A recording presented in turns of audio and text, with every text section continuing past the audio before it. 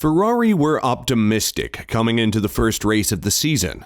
They made advancements on the SF23 over its predecessor, but when it mattered, they fell short of the bar they set for themselves. Charles Leclerc was forced to retire after what seemed to be a control unit failure. What happened to the machine? And how does the team feel after a disappointing outing in Bahrain? I know you want to hear all about it, so without further ado, let's get on with the video.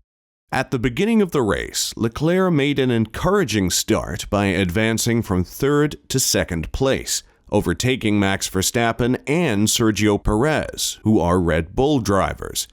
He achieved this by utilizing the fresh, soft tires that he had saved during the qualifying session. Nevertheless, after settling into third place as the race strategies unfolded, Leclerc's car suddenly stopped. Leclerc, who had also replaced his energy store and control electronics power unit elements before the race, ended the first round with no points, while Red Bull secured maximum points with a dominant 1-2 finish. Looking back on the race, Leclerc said to the media, "We definitely had the car to fight for the podium. I mean, honestly, the podium was there. We had a good gap behind, I was managing the pace, everything felt good. So it is a shame.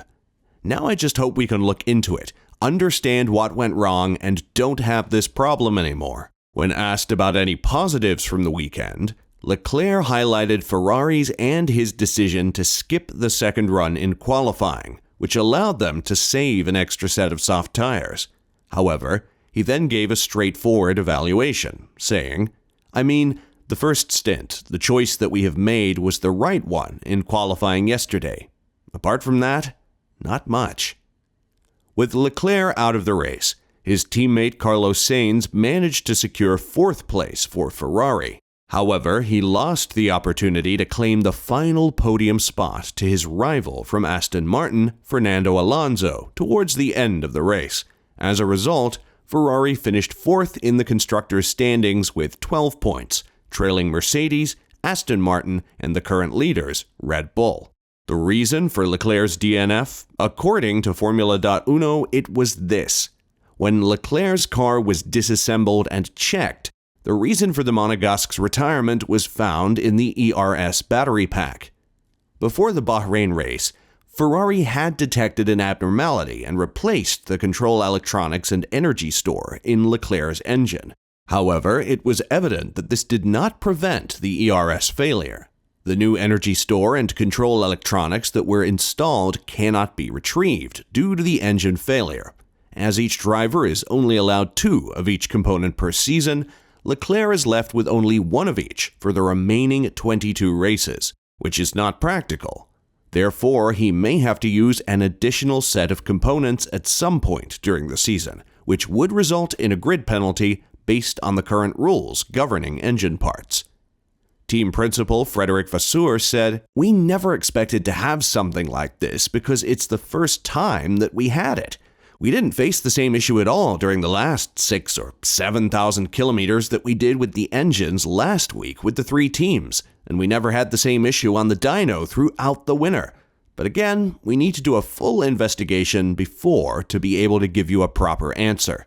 It's a shame not to finish the first one, but before we can draw any conclusions on the failure, we have to understand exactly what has happened," said Vasseur.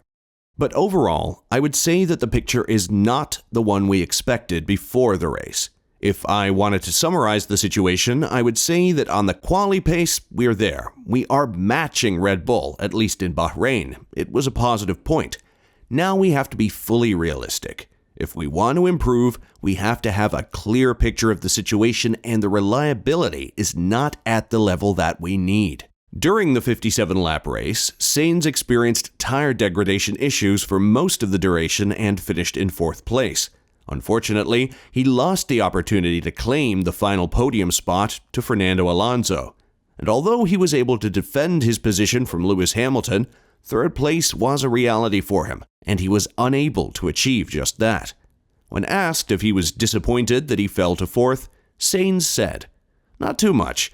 I was actually surprised how long we were lasting in that position.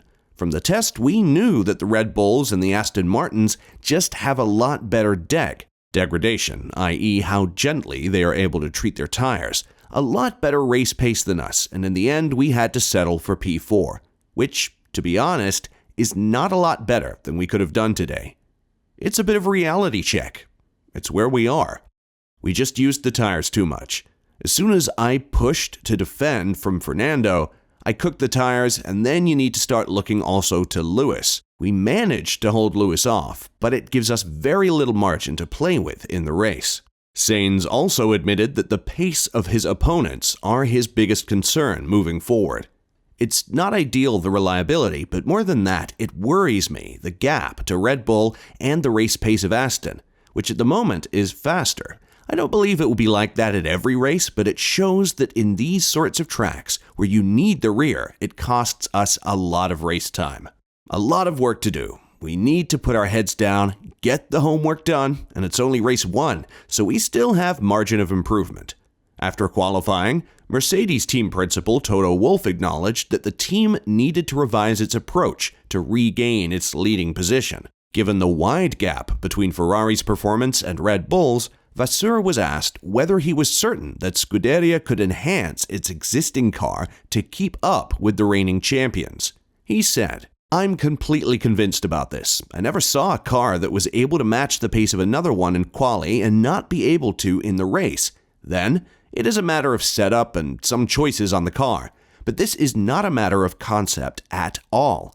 I don't think that we have to go in this direction."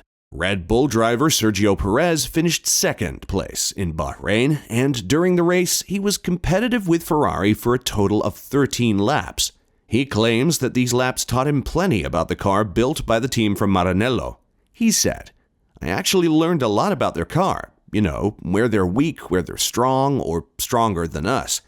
And regarding his overtake of Leclerc after changing to soft tires in his first pit stop, he explained, "It was really difficult to get by him. He had the new tires, so you could see the difference on that first stint. And as soon as I was getting a bit closer to him, trying to attack him earlier on, I will just deg and destroy my tires, so I had to be really patient and get my way through it. Once that happened, we basically just maintained the gap throughout the race, so we had no choice to fight for the win." The second round of the season will take place in Saudi Arabia. What adjustments will Ferrari be making to keep themselves competitive against Red Bull and the rest of the grid? Share your thoughts in the comments below, and as always, don't forget to like and subscribe if you haven't already. Thanks for watching.